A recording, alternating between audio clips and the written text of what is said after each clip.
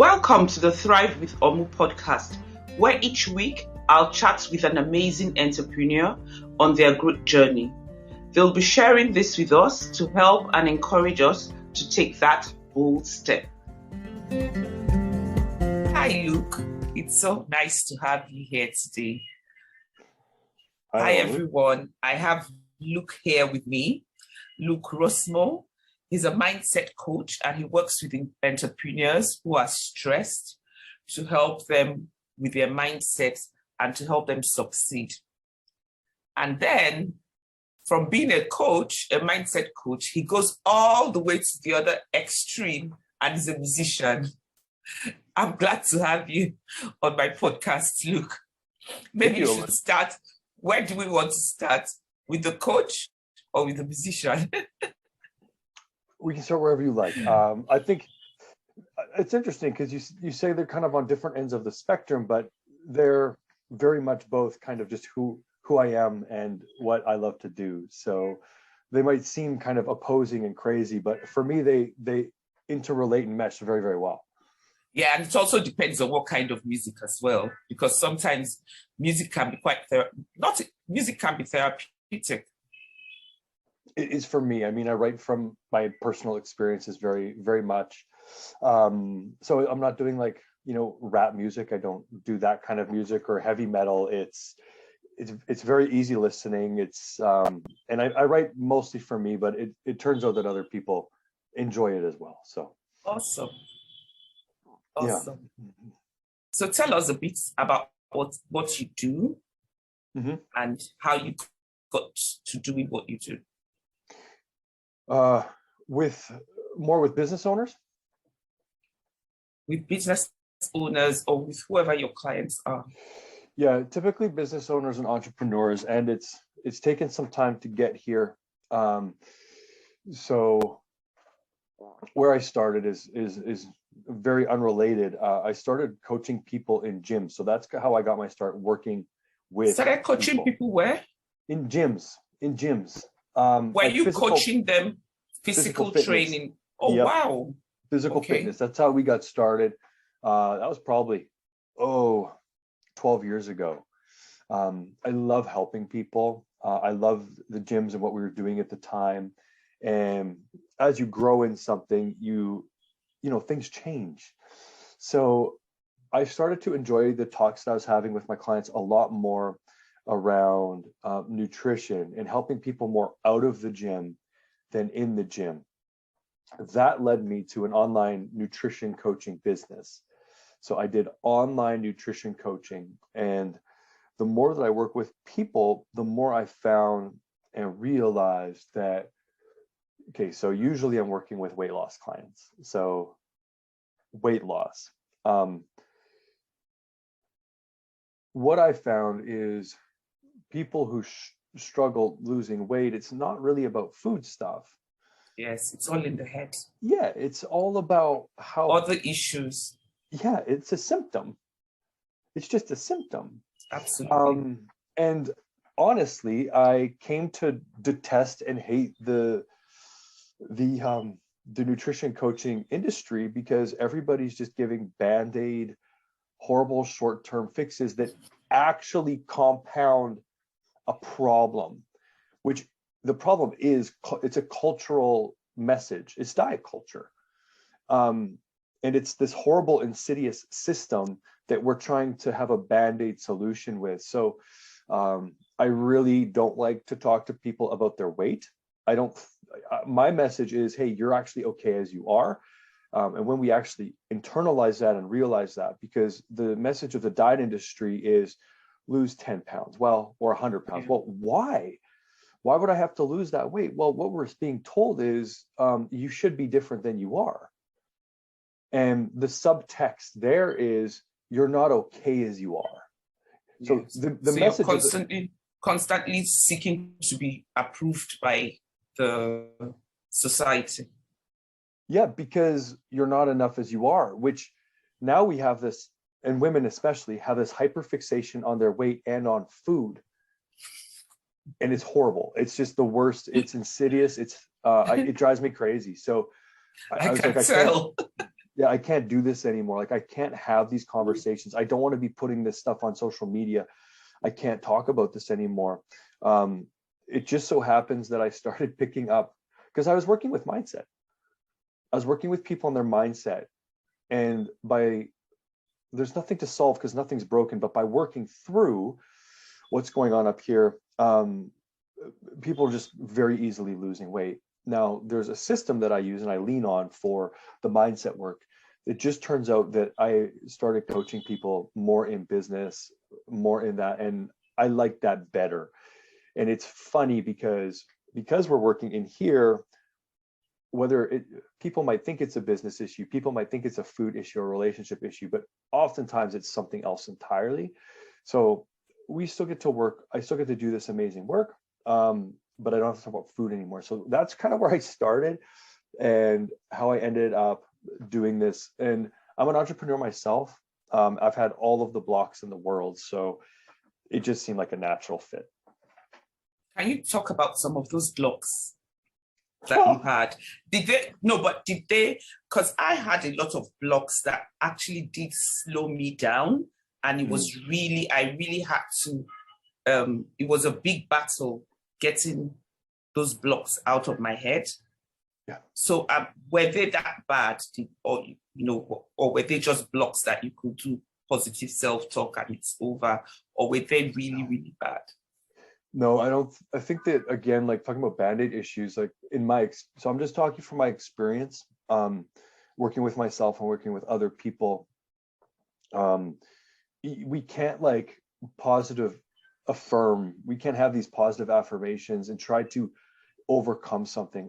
I did that. I'll give you a really practical example. So I had money stories, like money anxiety, money worry, and the way that would present itself is a multitude of ways. So this is what I was consciously aware of.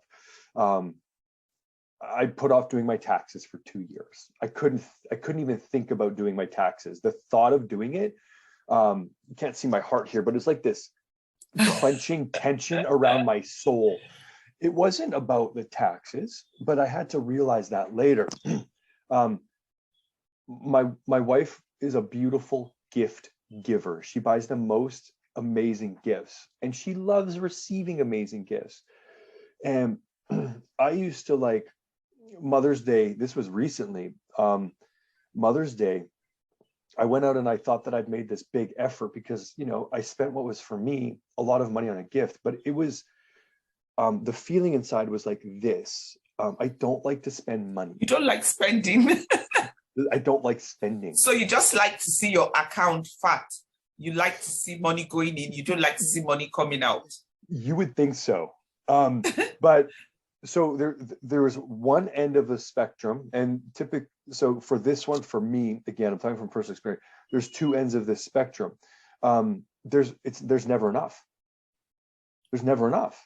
So I had a goal,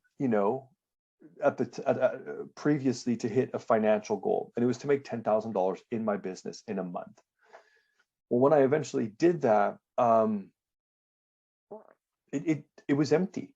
There was no feeling of accomplishment or anything. As soon as I made that number, there was a jump to, okay, well, that didn't do it, so 20,000. 20. Yeah, and okay, well, where's that number end? So can't look at taxes. I can't check my accounts. Like, I can't even look at my bank accounts. That's serious. The anxiety, the fear was like tremendous. So what I do with people is, and I did this for myself, I had to recognize kind of what was behind that, what was holding me back, because it wasn't really about the money. I just thought it was about the money. I was looking to money to solve my issue, but it wasn't about the money. When I went to the root for me, and this took time, I'll just tell you what I did, but it took time. At the heart of my money stuff was this very, very, very deep felt sense of, I'm not okay. I'm not okay. So I'm looking for money. So every time I go to check my accounts, or I go to spend money, I go to pay for dinner, this is if I have money in my account. Like, I'm not dead broke. Yeah. I've been dead broke too. It was the same. Um, every time I went to spend money, it triggered this very, very deep sense of I'm not okay. And the through line there is like, well, I'm not okay, therefore I'm going to die. So the tension wasn't the tension of money, it was the tension of survival. So I had to see, so that's kind of the thing that was holding me back. I think of us like human beings as these boats. We're all just boats. We have beautiful sails. We have this crew that is wonderful and they're going to do their job, and this captain who's actually incredibly capable. But we spend our lives looking at we don't go anywhere. A lot of us don't go anywhere. And we're like, well, we need new sails. So we go and buy new sails. We fire our crew. We go and get a new captain. When all we had to do was look off the back of our boat and say, oh my goodness, I have these anchors off the back of my boat. I just never thought to look there. So this was one of my anchors. I have a lot. Were you able to discover where the root, how you got to where it came from, where that feeling came from? Yeah, I think on one hand that can be really, really valuable. I think on another hand, what matters more is that it's there in me in this moment. So we love to know, like, why is this there? Where does it come from? And sometimes we can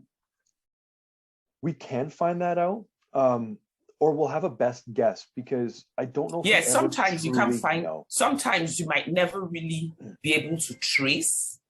I mean, there's some blocks I had, and I've tried to trace, and I really can't trace where it came from and how I got there. There's some that I can. Yeah. So how did you deal with it? So once you get to the root, my root in this case, again, had nothing to do with money. It had to do with an incredibly deep sense of I'm not okay. Excuse me. So the way that I did that is I explored my feelings with my thoughts. So I think of my thoughts as tuning forks. So I'm not okay it hurt way more in my heart than the idea of spending money. So that, now I know, that lets me know I'm on the right track. So when I got to the heart of it and I really saw it, like it felt horrible, like terrible. I'm working with myself, pen on paper. So I'm getting these thoughts out of my head. So I have literally this thought written on my paper, I'm not okay. And I thought in this moment, like, wait a minute, that's not even true. And so I got to the other side of I'm not okay, which is just simply, I'm okay. Awesome. That's it. That was it. I was never going to find I'm okay in money. It didn't matter how much money was in my accounts. As long as you feel like you're not okay, even if they give you $1 million and you think you're not okay, you're not okay. Yeah. And it's going to be even more messed up, because then I'll be like, oh I need 2 million. Because we're looking to solve this thing that can't be solved externally. So once I saw it as false, I am not okay, I literally just wrote I'm okay on the paper, and it felt like my heart cracked open. The freedom that I was looking for in having more money, I found within myself. And the feeling of that was, I told you that I kept like doing like this. So that's survival. I'm not okay is just it's a form of survival. So the tension in that is, like I said earlier, it's I'm not okay, but for the brain, it's survival. So I'm not okay, therefore I'm going to die. There's tension in that, and it's very uncomfortable. So in the absence of that tension is space, freedom, opportunity. I always use the word possibility. Anything feels possible. Like this is a brand new, beautiful moment. And in the absence of I'm not okay, Omu, anything could happen right now. And that is exciting. So do you have also a feeling of contentment? Yeah, I do. Yeah. And I didn't before. I had a feeling of deep anxiety. I didn't even know I was anxious. Like, I can tell. I have so much anxiety in my family. Like I have a brother and sister. I won't talk about them much because it's about me. But I have a very anxious family. I'm like, oh, I'm so happy I skipped out on that. Like I missed that. No, you didn't miss that. You didn't even know how anxious you were. So that's the power of just not knowing what we don't know. And Yeah. there's so many things that I didn't know about myself that I've learned. Yeah. So on this journey, are there other things you went through you would want to share with us? Because obviously it was a long journey of serious self-discovery. Yeah, I think that it's so beautiful because it is a journey, and where I am now isn't where I started. All that matters is I'm going through my version of my journey, and yours is Yeah. different, and everyone else is what everyone has their version of success. Everyone has their version of joy and happiness. Yeah. Yeah. And it's funny because I actually feel like I'm just starting to discover mine because I'm not bogged down by my anchors. So, I mean, there's inside stuff, but there's outside stuff too. So I lived a very small, unhappy life until I was about 28 years old. I'm 35 now. So about 7 years ago, I faced my biggest fear at the time, which was to step on stage. I had this deep longing, desire to be on stage, step on stage and play my music. And yeah, we're going to go to the music. How could I have left that out? we won't leave anything out. You're going to sing for us for a minute before we shut down. Wow, that is bold. Do you know what time it is here? What time? It is early morning. It is early Even morning. better, so you're full of energy. We'll see. We'll see how much you twist my arm. What I would love to do is I can connect you with some links to actual recorded music. I will post the links along with I will post the links along with the YouTube video and the podcast. I will post the links. You got a beautiful mic in front of you, and I'm just using this right now. I put my little mic. This is what I was hooked up to earlier. I put mine off to the side. Okay. So anyway, 28 years old, never stood on stage. Terrified. Like, talk about this tension. It's the same thing. It's fear. It's survival. It's like, oh, if I step on stage, I'll die. So a lot of things held me back there. Perfectionism, just thinking I had to like just be, and the idea of like, oh, if I get on stage, I can't be perfect. I need to be perfect to get on stage, but I can't be perfect. So right there, limiting belief. Yeah. Yep. No, you can go up on stage and you're gonna mess it up, brother. I know that feeling. I know that feeling. How do you know it? Because I speak on stages. I speak. I'm an international speaker, and for every time I'm climbing the stage, initially I used to panic, but now I talk to myself and I'm saying to myself, "Oh, you're badass speaker. Get on that stage."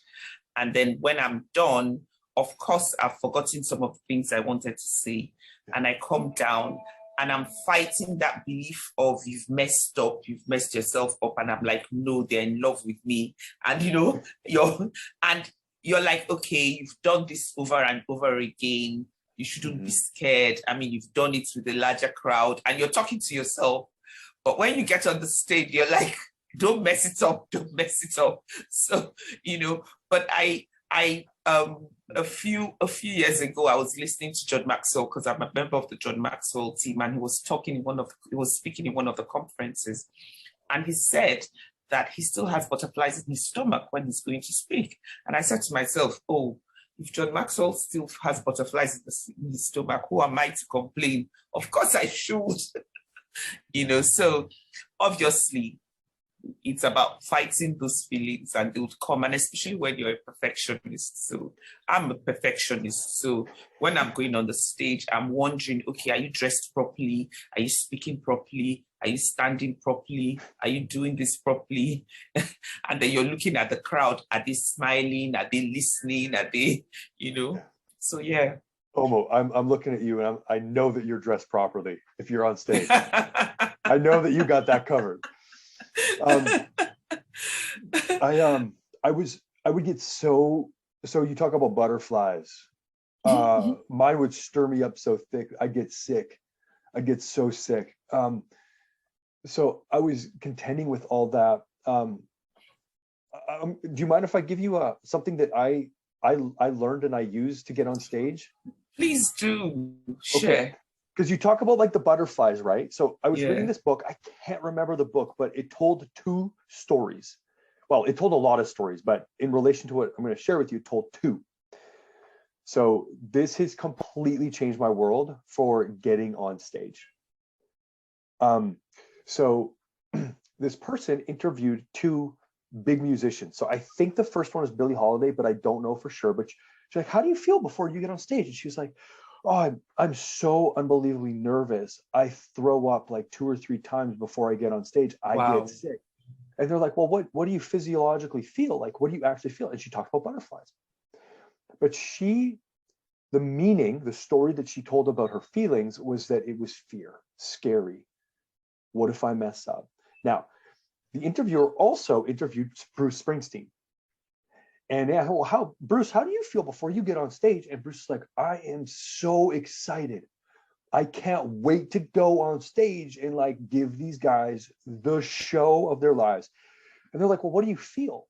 And he described the exact same feelings, the butterflies. He just gave them a different meaning. So I don't think you talked about fighting that feeling. I like fully step into it, but I'm like, I'm going to give these people the best show of their lives. Like converting the energy is like converting the energy to positive energy. It just gets me excited. I'm like, I can't wait to go. Like, if I was to play a show tonight and I was thinking about it in the past, I would have been like, oh, that tension. But on the other side of that, I can really use that for my advantage. Yeah. And yes. Anyway, it's just something that I've played with and it's completely changed. I'm excited to get on stage now. Like, I'm like, oh, let's go. Like, I'm gonna knock your socks off. And so when is your next stage performance? I don't have one booked. I don't even have one booked right now. You have one booked for like the next 30 seconds. You're funny. I love how you're stringing that along. You have one booked for the next 30 seconds. Just humor me. Give me just 30 seconds. Just 30 seconds. You never can tell. I might fly out to come and watch you. You might fly out. Where do you live? Nigeria. Okay, that's what I thought. You had a long flight. Yeah, just for you.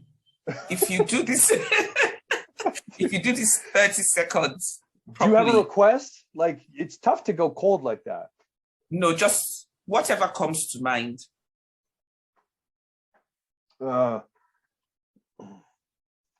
When the night was calm, but and the land was far, and the moon is the only light that you'll see. No, I won't be afraid. No, I won't be afraid, just as long as you stand by me. There's that. Chorus. Darling, stand by me. Oh, won't you stand by me? Oh, my darling, won't you stand by me? You see, I was miming. I was too scared to let my voice out because I know that I have a horrible singing voice. It's okay. It's about expression. So I didn't want to spoil it. I'm sure it wouldn't have been spoiled. I think music is never spoiled. Oh, wow, Luke, it's been such an interesting conversation with you. I thoroughly enjoyed it. Thoroughly enjoyed it. Thank you. And I succeeded in arm twisting you. You did. You twisted it hard. It's been a very nice conversation. Thank you. And I wish you all the best in your endeavors. Thank you. Thank you for being on our podcast. And we'll be following you. Thank you. We'll be following your every activity. Thank you. Thank you for listening to today's episode of Thrive with Omu podcast. This is your host, Omu Obilo.